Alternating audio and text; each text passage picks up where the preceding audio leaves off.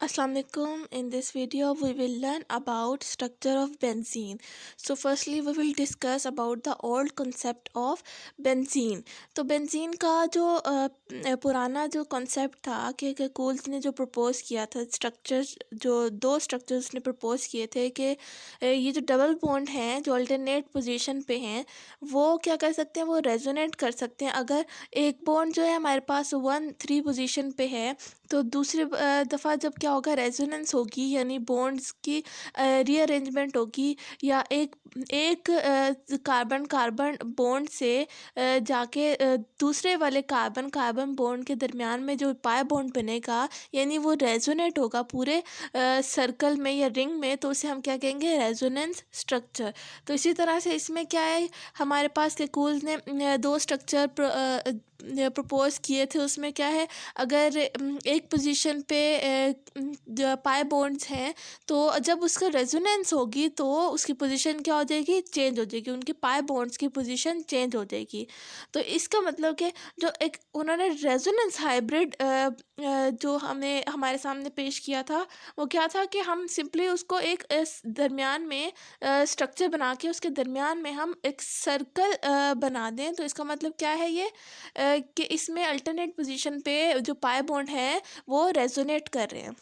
Next है हमारे पास modern concept था कि बेंजीन का मॉलिक्यूलर फार्मूला था C6H6। तो आगे इसकी जो है हमारे पास एक कंपाउंड बना हुआ है जिसमें उन्होंने बताया कि जो केकूल्स ने स्ट्रक्चर मतलब पेश किया था वो किस तरह के थे। वो इस तरह के थे कि जो कार्बन कार्बन के दरमियान में पाई बॉन्ड है वो क्या करेगा, रेजोनेट करेगा और इसका क्या बनेगा, रेजोनेंस स्ट्रक्चर्स बनेंगे। दो तरह के उसने बताए थे जिसमें उसने फिर आगे जब फर्दर इन्वेस्टिगेशन हुई तो उसमें क्या बना, पता चला कि जो कार्बन और कार्बन के दरमियान में बॉन्ड लेंथ है वो क्या है, हमारे पास 140 पिकोमीटर है और उसकी जो बॉन्ड एंगल है वो 120 का है।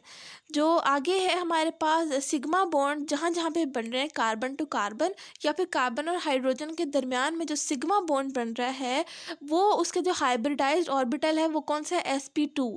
और इसी तरह से अगर हम पाई बॉन्ड की बात करें जो कि कार्बन कार्बन के दरमियान में पाई बॉन्ड बन रहा है वो उसके जो हाइब्रिडाइज्ड ऑर्बिटल है वो क्या है हमारे पास, pz ऑर्बिटल है। नेक्स्ट हमारे पास क्या है कि डी लोकलाइज्ड पाई सिस्टम, यानी ये जो पाई सिस्टम है ये डी लोकलाइज्ड है। इसका हम मतलब कह नहीं सकते कि ये इसी कार्बन और कार्बन के दरमियान में डबल बॉन्ड होगा, ऐसा नहीं है। ये पूरे रिंग में इसके पाई बॉन्ड क्या है, ये डी लोकलाइज्ड है, ये कहीं पर भी प्रेजेंट हो सकता है पाई बॉन्ड।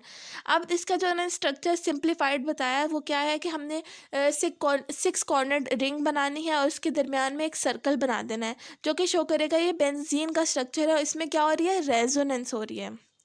नेक्स्ट है हमारे पास रेजोनेंस। रेजोनेंस के कूल्स ने जो स्ट्रक्चर प्रपोज किए थे वो फर्स्ट 2 हैं, लेकिन एक दीवार ने भी स्ट्रक्चर प्रपोज किए थे। उसके क्या स्ट्रक्चर से वो जो अगले नेक्स्ट 3 स्ट्रक्चर्स हैं वो दीवार के हैं। तो उसमें उसने क्या इस तरह से बताया कि एक बॉन्ड लेंथ लॉन्ग थी बस बल्कि जो दूसरी वाली थी वो क्या थी, शॉर्ट थी। तो ये जो दीवार के स्ट्रक्चर से ये ज़्यादा एक्सेप्टेबल नहीं है एज़ कम्पेयर टू केकोल्स स्ट्रक्चर। तो इसकी जो रेजोनेंस हाइब्रिड स्ट्रक्चर है बेंजीन का सिंप्लीफाइड, तो इसमें क्या था कि 6 कॉर्नर रिंग बना के तो सेंटर में उसके सर्कल हमने बना देना, तो उसका क्या होगा, resonance hybrid of benzene ring. तो आगे है हमारे पास रेजोनेंस स्ट्रक्चर। तो रेजोनेंस स्ट्रक्चर में हमारे पास क्या है कि एनर्जी लेवल दिया हुआ है। तो फर्स्ट से हम एनर्जी स्टार्ट करेंगे कि हमारे पास साइक्लोहेक्सेन एक सिंपल स्ट्रक्चर है, रिंग स्ट्रक्चर। तो नेक्स्ट हम उसको हमने एज अ बेस लेना है और वर्टिकल पोजीशन पे हमने क्या लेनी है, एनर्जी, और हॉरिजॉन्टल पे हमने बेस लेनी है साइक्लोहेक्सेन की।